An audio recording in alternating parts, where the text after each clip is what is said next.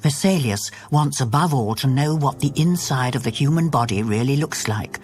So he has to examine real corpses. And exceptionally, the university is prepared to allow this. He's now studying at the distinguished University of Padua, but he's not provided with cadavers. Because the examination of human cadavers had been banned by papal decree. But the bodies of people who'd been executed hung on the gallows, and they couldn't be buried in consecrated ground.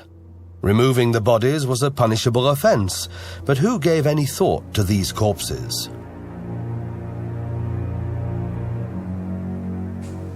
Vesalius, the budding anatomist. Venite avanti e mettetela lì. Attenzione. He strikes a deal with dubious characters for them to supply what he needs. Andate adesso.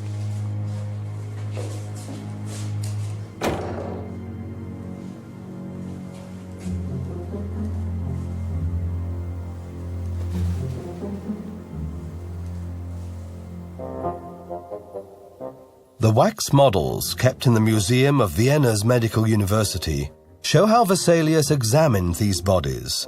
Layer by layer, the workings of the human body were laid bare.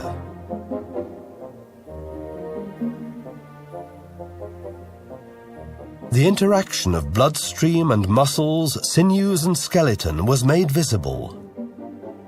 A new age of medicine began with Vesalius, and anatomy became an intrinsic part of medical studies.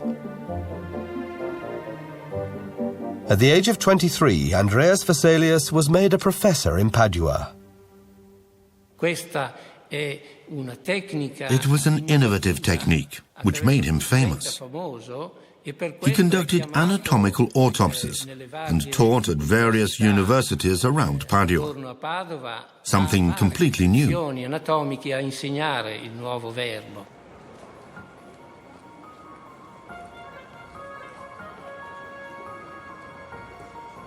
Padua's medical faculty grew in importance with the advent of Vesalius.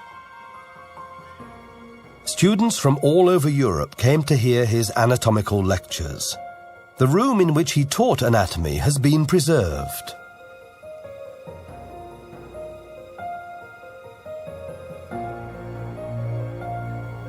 Oggi vi farò vedere che l'anatomia dell'uomo è molto diversa da quella del maiale. Vesalius is now a doctor of medicine in Padua and a scientist recognized throughout Europe.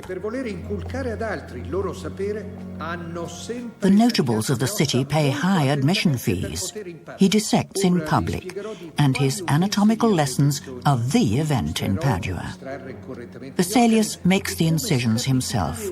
He knows what he's doing and finds the organs he is looking for.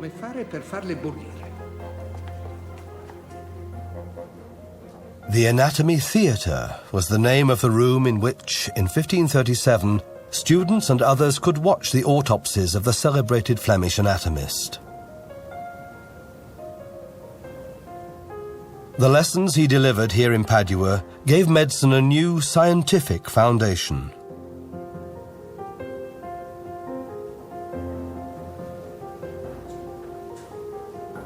In Basel, in 1543, the same year as Copernicus, Vesalius published his epoch-making work, De Humani Corporis Fabrica, on the fabric of the human body.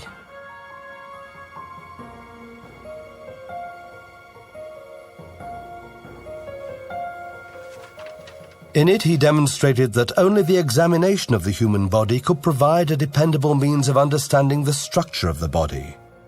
His achievement was to have written the first comprehensive textbook on human anatomy. Through his research, he revised and vanquished the misapprehensions of the antique world, which had been accepted without modification for over 1,000 years. His profound knowledge of the human body made him one of the most sought-after physicians in Europe. He was even called on as a doctor to treat the nobility at the Spanish royal court.